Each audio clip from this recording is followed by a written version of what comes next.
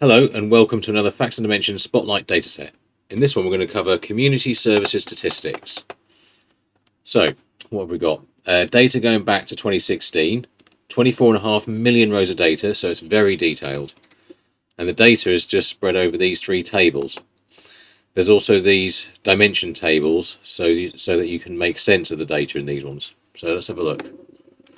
The data table, here's a sample of what sort of stuff you've got in there. You've got the organisation level, measure, and measure 2, and the type of count, all sorts of stuff there.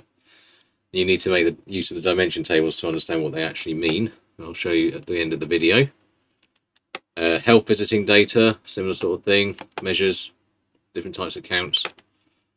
Data quality data, now this is good. Not a lot of data sets do this, but this is really handy because if you see some data that seems really unusual or potentially wrong, then you'd want to use this data set to check if actually there was a data quality issue at the time, perhaps, or if it really is an outlier. Very, very useful. And just having a look at the dimensions.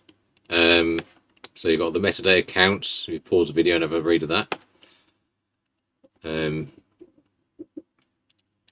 The metadata derivations.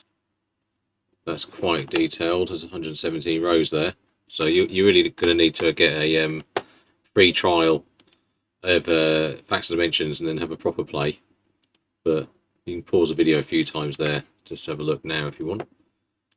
And data quality measures. That's that. And the metadata dimension SCD.